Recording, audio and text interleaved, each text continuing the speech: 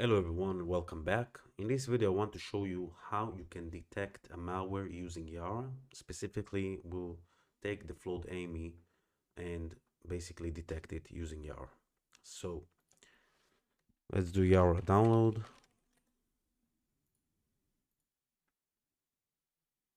And as you can see, you already have in the YARA main page the syntax of YARA, which is very simple and straightforward. You have the rule name, the category that you want to put, it's optionally.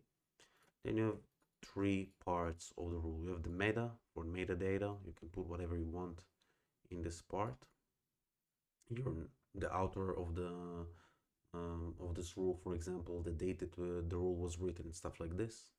In the strings part, you put all of the indicators that you want to detect, whether are hexadecimal values of assembly opcodes, strings, encrypted values, and stuff like this, and the condition that you want for the detection to actually, based on this condition, to actually detect the malware. You can use or, and stuff like this. Very simple and straightforward.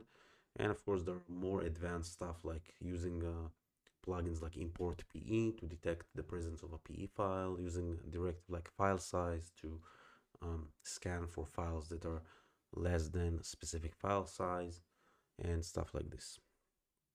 So let's do download. And let's download the Win64 version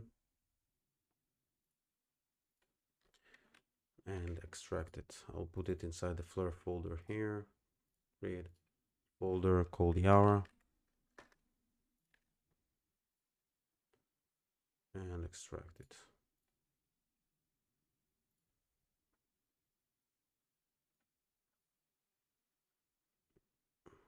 And try to do it like this. Copy it here. And now I want to access YARA from any path or place when I'm using this command line tool. So let me just change it to YARA without the 64. It will be much easier to use it that way. Let's take this path, go to this PC, right click properties, then go to advanced system settings, environment variables, go to the system path variable, add new path and do OK. That way I can use CMD and YARA from anywhere. So now let me go to the desktop, and before I of course use the YARA utility, I need to write the YARA rule itself. So let me use Visual Studio Code in this case. Let me open a new tab and select the YARA language. Now I don't see the YARA language because I need to actually install it. So I go to extension,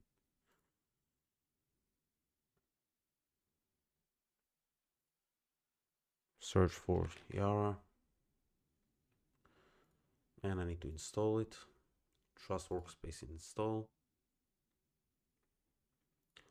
Sometimes you'll see that the workspace is actually restricted, so you actually need to click on it, do trust, and then you can use the YARA language. So let's write a rule. Let's call it FlawedAmmyy, which is a RAT category. Open and close. And let's do meta.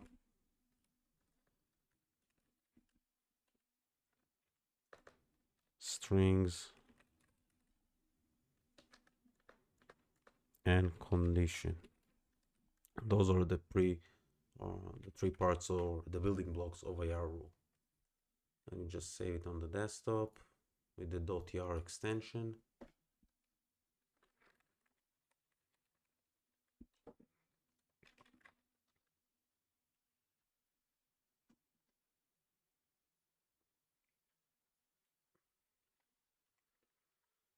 Let me use the author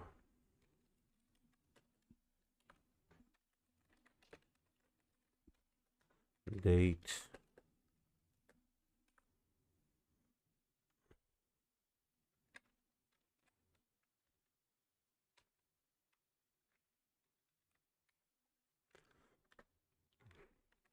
hash.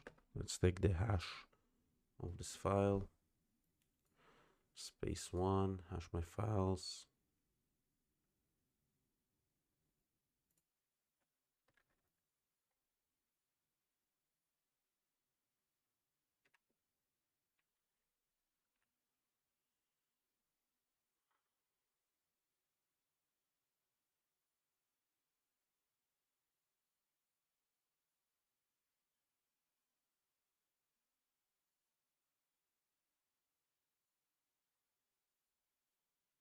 Take the even the MD5 or SHA-1.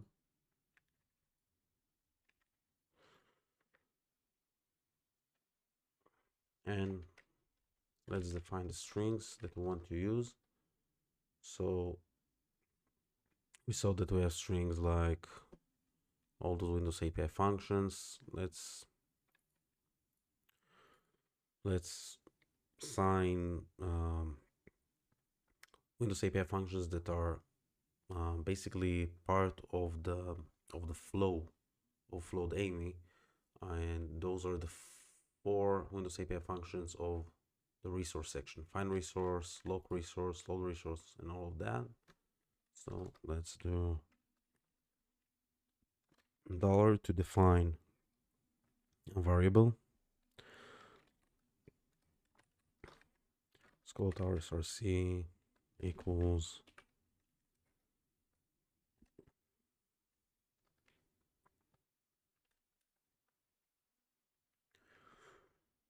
and actually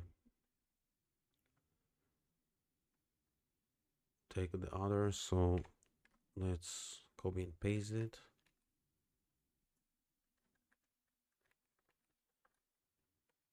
So 1, 2, 3, find resource and find it.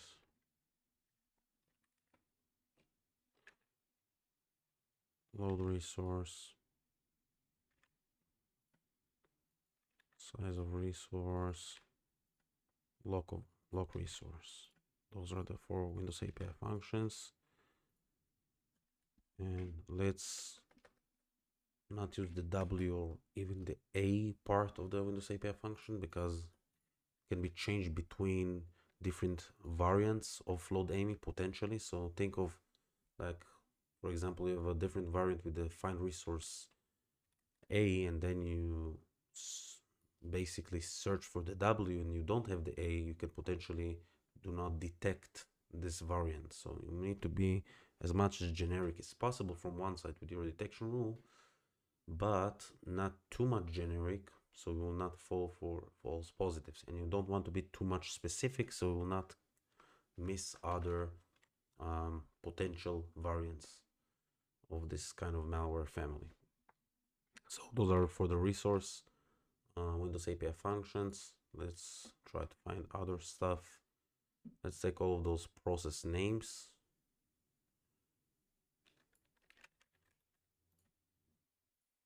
Let's put them here for now and do proc name or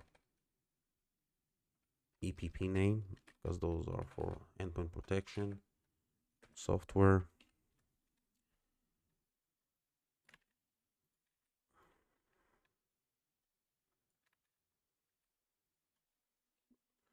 Well, 1, 2, 3, 4, 5, 6, 7, 8.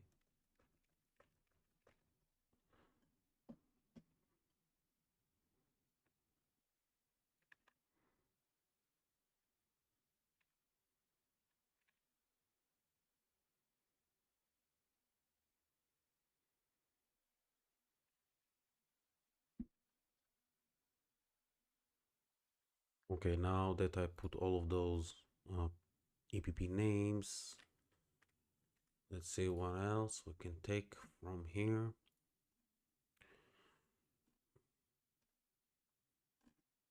To detect this variant and other potential variants.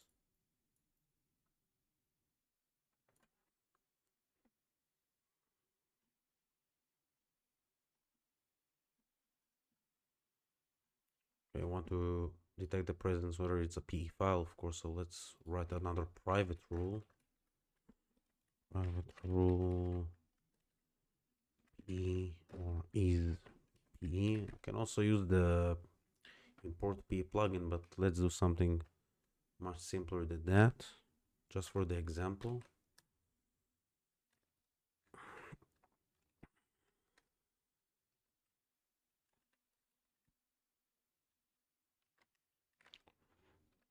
X or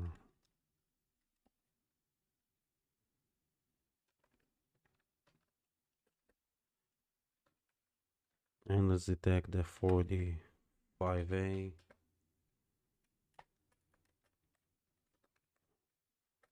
value for MZ.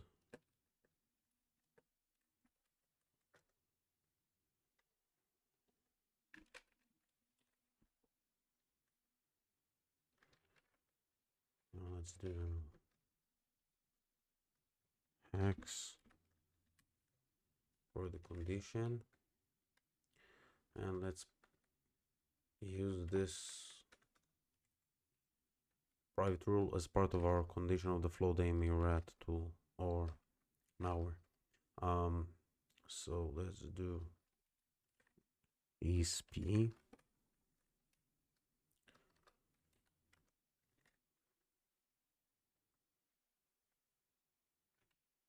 So basically, if we will detect the malware or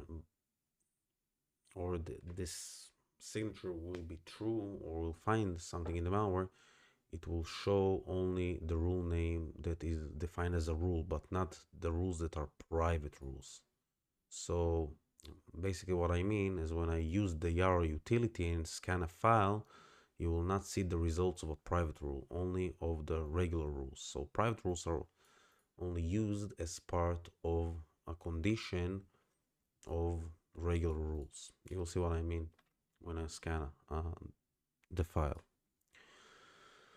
Okay, let's also define the directive called file size. So let's see what is the file size. So we'll not scan, for example, if we scan a full computer or a number of computers, we'll not scan all of the files. We'll scan files that are only PE, whether X or DLLs, and they're less than a specific file size. In that way, we're optimizing our rule to not take too much resources from scan computers. Very important. So we see here we have 156 kilobytes. So let's do it less than 200 kilobytes, because let's do a bigger value so we can find also potential other variants. So let's do SPE and file size, or even let's start with the file size less than 200 kilobytes and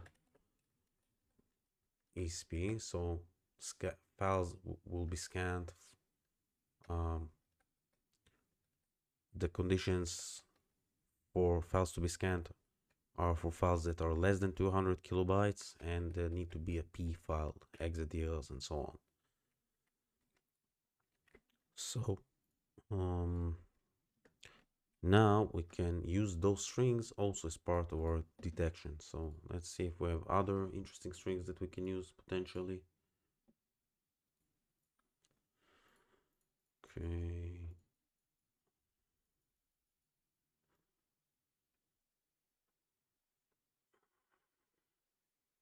Can even take the encrypted blob from the resource section and or something like that. So let's go to resource hacker.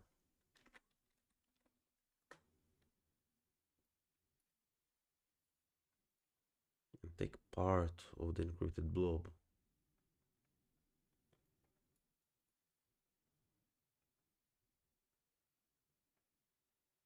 Let's say this part.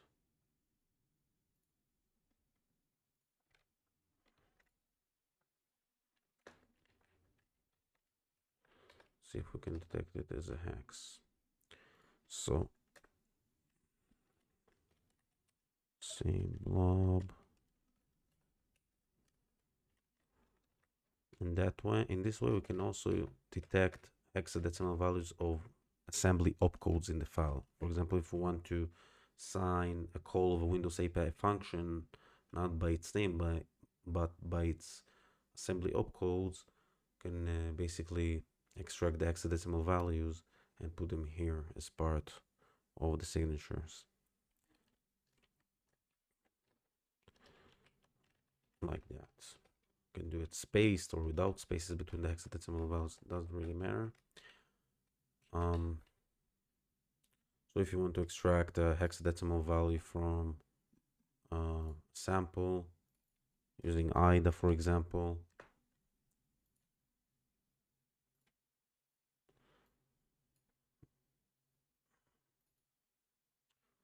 let's say you want, for some reasons, to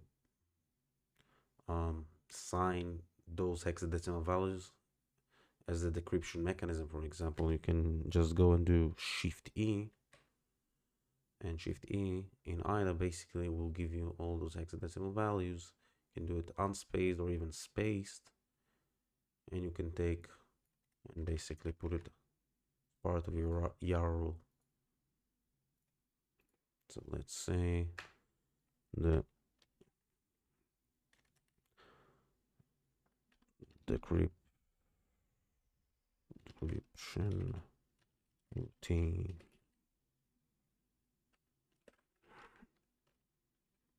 and put it like this. You notice I didn't take the NOP or this XLAT opcode because they're not relevant.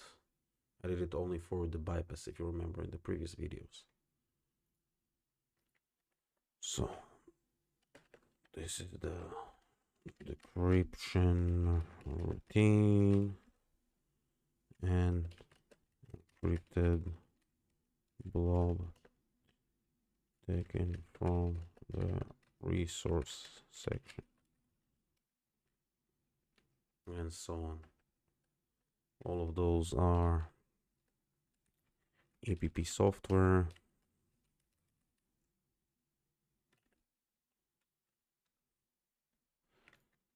And let's define in each one of those variables no case for no case sensitive, because if malware will try to change this to a lowercase q, for example, and will not use the no case directive here, it basically our signature can miss a variant or miss this sample.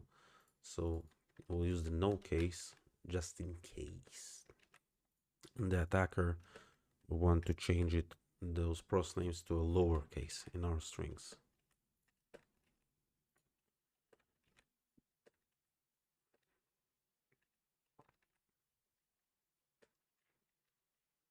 Now for the Windows API function, I don't really need to do no case, because if you basically call a Windows API function, it will be called in this way and not change like with, for example, it will not be with this lowercase r.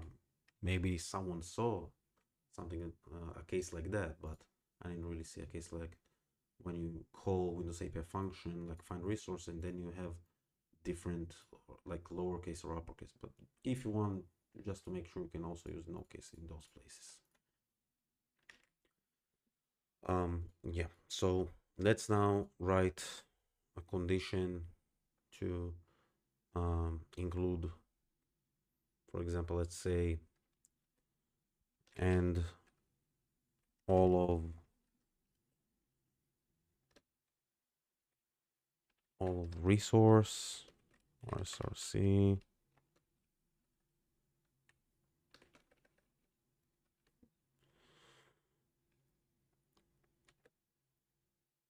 and at least 2 of EPP name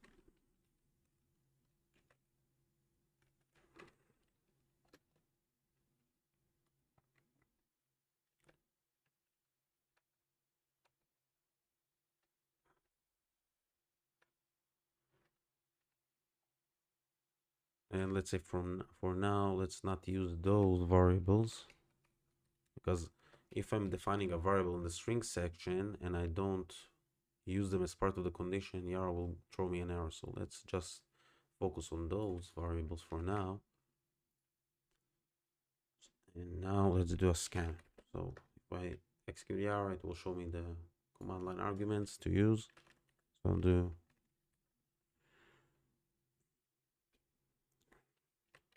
YARA. If I'll do YARA-R, for example, I can do recursive search or recursive scan on a folder. Or if I do YARA-R on the C drive, I basically can scan all the C drive or the Windows machine.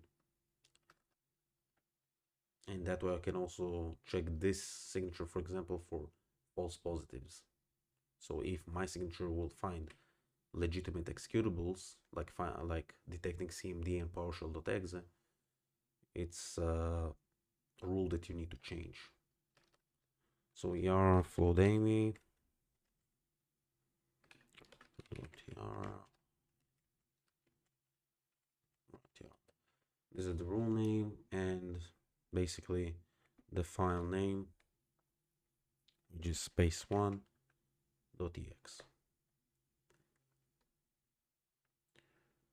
So for some reasons it didn't detect the space1.ex, so we need to check why is that.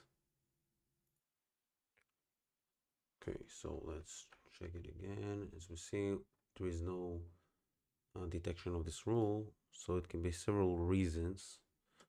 Now if we go and search for all those strings that exist in the file, we can go and also test this private rule. Now, for example, if we don't think that this rule is right, so we can just remove the private of the rule, the private part, and just scan it, and you'll see that it's actually detecting that is a PE based on this condition. So you can put it back. So it's not a problem here. And if you test each one of the strings, it will try to change all the conditions, even if you do any of them. So even if one is true in one of those strings, it will basically, now we'll see that the rule actually catches space1, but it's too generic. If you do all of them, we'll see that it doesn't catch anything. Kind of weird. So by my experience is only because sometimes the characters are different. They can be white character, Unicode, or ASCII and stuff like this. So we define here that 2 of the EPP name at least need to be detected as part of the FlawedAmmyy malware, the space1.exe. So let's try to put the type of the string as ASCII, at least in 2 of them. You'll see that it doesn't really help, but if we'll put wide,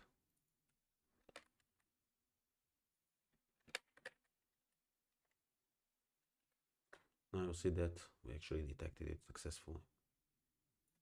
Sometimes you'll see weird stuff, but experience, you will learn some stuff. So let's use this wide